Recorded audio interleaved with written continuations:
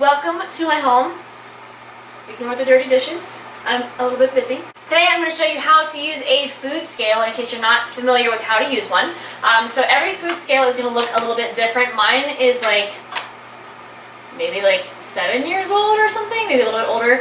Anyway, so they're going to have a number of different buttons. Usually there's an on or off button and a tare button, and then also a unit button. So all those things are going to be super important. So first thing, you're going to turn it on, and then just make sure that it's set at 0, that you haven't messed with anything. So zeroing it out here, clicking the tare button, the on button, it says 0. Okay, so if I want to weigh something super simple, maybe something that's cooked or uncooked, make sure you know which is which. I'm going to set it on the scale like this, and it's going to tell me how much it weighs. Now right now my units are actually in ounces, and I can change those units to whatever. So I can change it to pounds, to grams, to kilograms, or back to ounces in this case. So that's going to be super simple for something like a piece of fruit, a vegetable, whatever.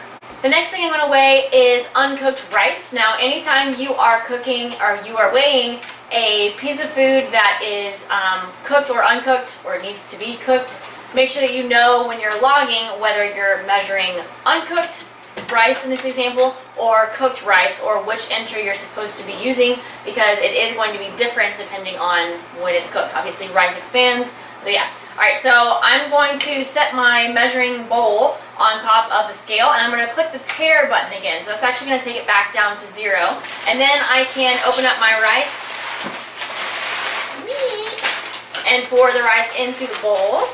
And then I'm just going to stop whenever I get to the amount that I am shooting for. So if you have an idea of how much you're supposed to be using, this is where you want to throw that in there. If you don't know how much you're supposed to take in and you're just kind of guessing, then guess as close as you can and then adjust based on satiety. With something like rice, you're generally going to want to measure it when it's cooked if you're not sure how much you're supposed to be eating. So you would take out how much you think you need to be eating. You'd measure that, see how much that weighs, and you would record accordingly. This is kind of the opposite. If you already know exactly how much it cooks into, then you just measure it here. Whatever, you get the idea. Alright, so I've got 2.55 ounces of rice. If I want to change it to grams, I can easily change that over.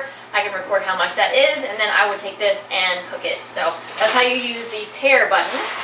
Now the third really cool one is how to measure something like a sauce or peanut butter, some kind of butter or whatever. If you try to take your spoon and put it on the thing and then tare it and then fill it with something and then put it back on there, it gets kind of complicated. So here's a super easy way to do this. You can take off your lid to whatever it is, even if it's dressing. You place it on the scale.